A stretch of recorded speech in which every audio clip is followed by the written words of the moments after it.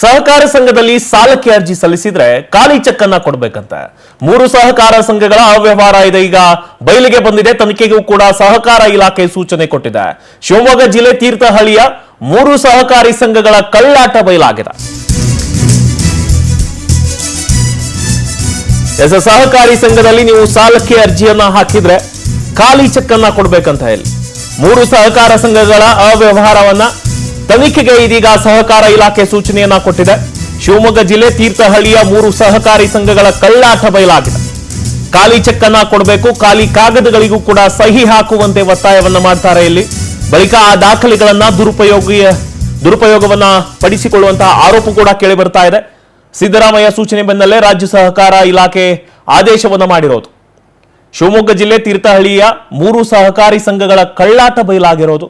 First ಏನ್ ಮಾಡ್ತಾರೆ, ಸಾಲಕ್ಕೆ ಅರ್ಜಿಯನ್ನ ಹಾಕಿರ್ತೀರಿ ನೀವು, ಆ ಒಂದು ಸಂದರ್ಭದಲ್ಲಿ ಖಾಲಿ ಚೆಕ್ ಅನ್ನ ಕೊಡ್ಲೇಬೇಕು ಅಂತ ಒತ್ತಾಯವನ್ನ ಮಾಡ್ತಾರೆ. ಖಾಲಿ ಕಾಗದಗಳಿಗೂ ಕೂಡ ಸಹಿಯನ್ನ ಹಾಕಿಸ್ಕೊತಾರೆ, ಬಟ್ ಅದನ್ನ ಮಿಸ್ಯೂಸ್ ಮಾಡ್ಕೋತಾರೆ ಆ ದಾಖಲೆಗಳನ್ನ ಅನ್ನೋ ಆರೋಪ ಕೂಡ ಕೇಳಿ ಬರ್ತಾ ಇರೋದು. ಇನ್ನು ಸಿದ್ದರಾಮಯ್ಯ ಸೂಚನೆ ಬೆನ್ನಲ್ಲೇ ರಾಜ್ಯ ಸಹಕಾರ ಇಲಾಖೆ ಆದೇಶವನ್ನ ಹೊರಡಿಸಿರೋದು. ಸಹಕಾರ ಸಂಘದಲ್ಲಿ ಸಾಲಕ್ಕೆ ಅರ್ಜಿಯನ್ನ ಸಲ್ಲಿಸಿದ್ರೆ ಖಾಲಿ ಚೆಕ್ ಅನ್ನ ಮತ್ತೆ ಖಾಲಿ ಕಾಗದಗಳಿಗೆ ಸಹಿಯನ್ನ ಮಾಡಿಸಿಕೊಂಡು ಆ ಒಂದು ದಾಖಲೆಗಳನ್ನ ಮಿಸ್ಯೂಸ್ ಮಾಡಿಕೊಂಡ ಆರೋಪ ಕೇಳಿ ಬರ್ತಾ ಇದೆ. ಶಿವಮೊಗ್ಗ ಜಿಲ್ಲೆ ತೀರ್ಥಹಳ್ಳಿಯ 3 ಸಹಕಾರಿ ಸಂಘಗಳ ಕಳ್ಳಾಟ ಬಯಲಾಗಿದೆ. 4 ಜನ ಡೆಪಾಸಿಟ್ ಹೋಗಿ ಕೇಳಿ, ನಮ್ದು ಡೆಪಾಸಿಟ್ ಕೊಡಿ ಅಂತ ಯಾರು ಕೊಟ್ರೆ ಅವಾಗ ನಾವು ನಂಬೋದು, ಹೌದಪ್ಪ ಮಾಡ್ತಾನೆ ಕೊಡ್ತಾನೆ ಅಂತ. ಹಾಗಾಗಿ ಇದು ಕಂಪ್ಲೀಟ್ 3 ಸೊಸೈಟಿ ಕಂಪ್ಲೀಟ್ ಅವ್ಯವಹಾರದಲ್ಲಿ ಮುಳುಗ್ಬಿಟ್ಟಿದೆ. ಇದು ಈ ಇಲಾಖೆ ತನಿಖೆಯಿಂದ ಗೊತ್ತಾಗತ್ತೆ. ಇಲಾಖೆ ತನಿಖೆ ಅವರು ಫೇಸ್ ಮಾಡ್ಲಿ, ನಾವು ಫೇಸ್ ಮಾಡ್ತೀವಿ. ಇದ್ರಲ್ಲಿ ಏನ್ ಸರಿ ಇದೆ ಅದು ಬರ್ಲಿ. ನಮ್ಮ ಇವ್ರು ಹೇಳ್ದಂಗೆ, ದಯಾನಂದ ಪೂಜಾರಿ ಅವ್ರು ಹೇಳ್ದಂಗೆ, ಎಲ್ಲರೂ ನಾವ್ ಯಾರು ಸಂತ್ರಸ್ತ ದುಡ್ಡು ಕಟ್ಟಲ್ಲ ಓಡೋಗ್ತೀವಿ ಅಂತ ಯಾರು ಹೇಳ್ತಾ ಇಲ್ಲ. ಎಲ್ಲರೂ ಹೇಳ್ತಾ ಇದೇನು, ನಾವು ನಮ್ ದುಡ್ಡು ಕಟ್ಟಕ್ಕೆ ರೆಡಿ ಇದೀವಿ, ಸರಿಯಾದ ದಾಖಲೆಗಳು ಕೊಡಿ. ಇಲ್ಲಾಂದ್ರೆ ಯಾರೋ 4 ಜನ ಡೆಪಾಸಿಟ್ ಹೋಗಿ ಕೇಳಿ, ನಮ್ದು ಡೆಪಾಸಿಟ್ ಕೊಡಿ ಅಂತ ಯಾರೋ ಕೊಟ್ರೆ ಅವಾಗ ನಾವು ನಂಬೋದು, ಹೌದಪ್ಪ ಮಾಡ್ತಾನೆ ಕೊಡ್ತಾನೆ ಅಂತ. ಹಾಗಾಗಿ ಇದು ಕಂಪ್ಲೀಟ್ ಲೋನ್ ತಗೊಂಡಾಗ ನಮ್ ತಾಯಿ ಏನ್ ಮಾಡಿದ್ರು 1,62,000 ಕಟ್ಟಿದ್ರು. 1,62,000 ಕಟ್ಟಿದಾಗ 2008ರಲ್ಲಿ ಅವ್ರು ಕೋಟಿ ಹಾಕಿದ್ರು. ಕೋಟಿ ಹಾಕಿದಾಗ 2013ಕ್ಕೆ ನಮಗ್ ಕೋರ್ಟ್ ಕೇಸ್ ಮುಗೀತು. 1,62,000 ಕಟ್ಟಿದೀರಾ, ನಿಮ್ ಮುಗೀತು ಅಂದ್ರೆ ಅಲ್ಲಿಂದ ಶಿವಮೊಗ್ಗ ಕೋಟಿ ಹಾಕಿದ್ರು. ಅಲ್ಲೂ ನೀವು ಇಷ್ಟು ಕಟ್ಟಾಗಿದ್ಯಲ್ಲ ಇನ್ನೆಂತ ಕೋಟಿ ಹಾಕ್ತಾರಂತ ಅಲ್ಲೂ ಕ್ಲೋಸ್ ಮಾಡಿದ್ರು, ಕಳಿಸ್ತು. ಆಮೇಲೆ ಏನ್ ಮಾಡಿದ್ರು, ನಮ್ಮ ಕೋರ್ಟ್ ಅಲ್ಲಿ ಆಗಿದೆಯಲ್ಲ ಇನ್ನೇನು ಕಟ್ಟಕ್ಕೆ ಏನ್ ಬರಲ್ಲ ಅಂತ ಸುಮ್ನೆ ಇತ್ತು. ಆಮೇಲೆ ಏನ್ ಮಾಡಿದ್ರು ಇವರು 2025ರಲ್ಲಿ ನಾವೇನ್ ಮಾಡಿದ್ರು ಒಂದು ನೋಟಿಸ್ ಕಳಿಸ್ತೀವಿ 15 ಲಕ್ಷ. ನಾವೇನ್ ಮಾಡಿದ್ವು ಅಲ್ಲಿಂದ ನಾವು ಕೋರ್ಟ್ ಇಂದ ಲಾಯರ್ ಇಂದ ಒಂದು ನೋಟಿಸ್ ಕಳಿಸ್ತೀವಿ. ಏನಮ್ಮ ಇದು, ನಾವು ಕೇಳಕ್ ಹೋದೆ, ಇಲ್ಲಪ್ಪ ಲೋನ್ ಕ್ಲಿಯರ್ ಆಗಿಲ್ಲ ಅಂದ್ರು. ನಾ ಆಮೇಲೆ ಲಾಯರ್ ಇಂದ ನೋಟಿಸ್ ಕಳಿಸ್ದೆ, ಆದ್ರೂ ಇದು ಬರಲ್ಲ. ಅಮ್ಮ ಬೇಡ, ಕೋರ್ಟ್ ಇಂದಾನೇ ನೋಟಿಸ್ ಕಳ್ಸೋಣ ಅವರಿಗೆ ಸಂಘಕ್ಕೆ ಅಂತ ಹೇಳಿದೆ.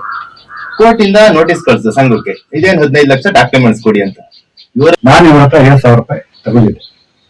50,000 ರೂಪಾಯಿ ತಗೊಂಡ್ರೆ 2009ಕ್ಕೆ ನಮ್ಗೆ ಕ್ಲೋಸ್ ಆಗಿದೆ.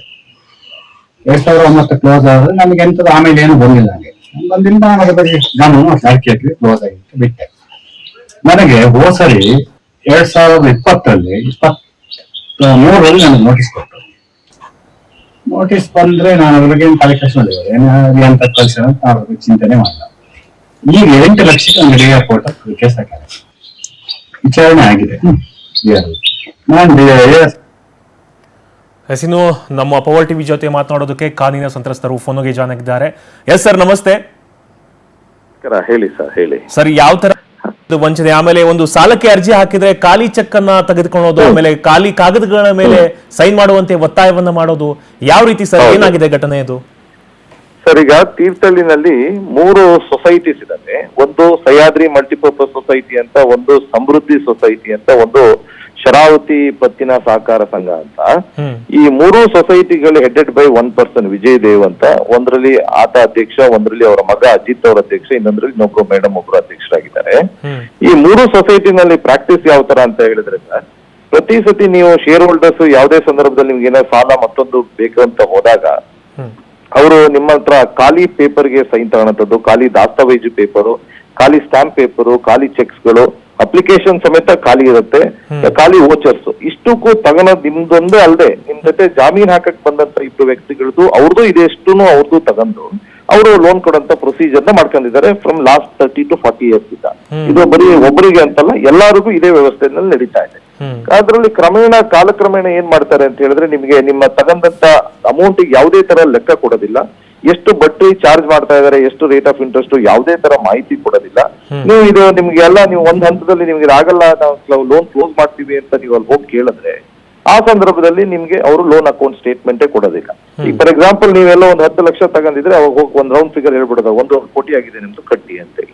ಸೊ ನಿಮ್ಗೆ 1.5 ಕೋಟಿ ನಿಮ್ಮ ಹತ್ರ ಕಟ್ಟಕ್ ಆಗೋದಿಲ್ಲ, ಅಥವಾ ನಿಮ್ಮ ಹತ್ರ ನಾವು ಯಾಕೆ ಕಟ್ಟಬೇಕು ಅದಕ್ಕೆ ಸಂಬಂಧಪಟ್ಟಂತ ದಾಖಲೆ ಕೊಡಿ ಅಂತ ಹೇಳಿದ್ರೆ ಕೊಡೋದಿಲ್ಲ. ಅದ್ರ ನಂತರದಲ್ಲಿ ಹೋಗ್ಬಿಟ್ಟು ಕೋಆಪರೇಟಿವ್ ಆಕ್ಟ್ ಪ್ರಕಾರ ಅವ್ರದ್ದೇನೋ ಒಂದು ಇದು ಕೋರ್ಟ್ ಇದೆ, ಆ ಕೋರ್ಟ್ ಅಲ್ಲಿ ಹೋಗೋದು, ಅಟ್ಯಾಚ್ಮೆಂಟ್ ತರೋದು, ಅದಾದ್ಮೇಲೆ ಟಾರ್ಚರ್ ಕೊಡೋದು, ಇದೇ ತರ ಎಷ್ಟೋ ಜನ ಇದರಲ್ಲಿ ನೊಂದು ಸಫರರ್ಸ್ ಆಗಿದೆ, ಬೇಕಾದಷ್ಟು ಜನ ಆಗಿದ್ದಾರೆ. ನನಗೆ ವೈಯಕ್ತಿಕವಾಗಿ ನನಗೂ ಇದೇ ತರ ಖಾಲಿ ಪೇಪರ್ ನಲ್ಲೆಲ್ಲ ತಗೊಂಡು ಅದರಲ್ಲಿ ನನ್ನ ಎಂಟೈರ್ ಪ್ರಾಪರ್ಟಿನ ಅವ್ರ ಅಗ್ರಿಮೆಂಟ್ ಸೆಲ್ ಮಾಡ್ಕೊಟ್ಟಿದ್ದೀನಿ ಅಂತ ಹೇಳಿ ನಂಗೆ ಲೋನ್ ಕೊಟ್ಟಿದ್ದೀನಿ, ಅಲ್ಲಿ ಅಡ್ವಾನ್ಸ್ ಕೊಟ್ಟಿದ್ದೀನಿ ಅಂತ ತೋರಿಸ್ಕೊಂಡು ಈ ತರ ಎಲ್ಲ ಬಹಳ ಮಾಡ್ಕೊಂಡ್ ಬಂದಿದ್ದಾರೆ.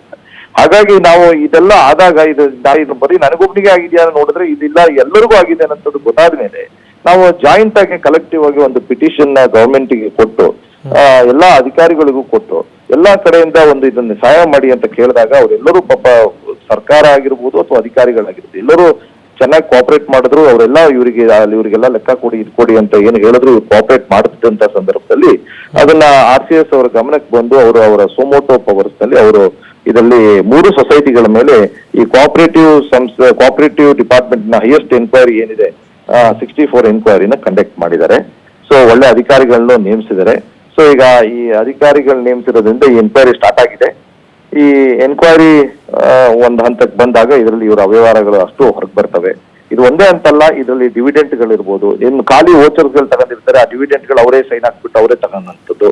ನಿಮ್ಮ ಖಾಲಿ ಪೇಪರ್ ಅಪ್ಲಿಕೇಶನ್ ಸೈನ್ ಹಾಕಿ ಕೊಟ್ಟಿರ್ತೀವಿ, ಆ ಅಪ್ಲಿಕೇಶನ್ಗಳನ್ನ ಒಂದು ಹಂತದಲ್ಲಿ ಅವರೇ ಲೋನ್ ಕ್ರಿಯೇಟ್ ಮಾಡ್ಕೊಳ್ಳೋದು. ಯಾಕಂದ್ರೆ ಎಲ್ಲ ದಾಖಲೆ ಅವ್ರ ಹತ್ರ ಇರುತ್ತೆ, ಅವರೇ ಲೋನ್ ಕ್ರಿಯೇಟ್ ಮಾಡ್ಕೊಳ್ಳೋದು.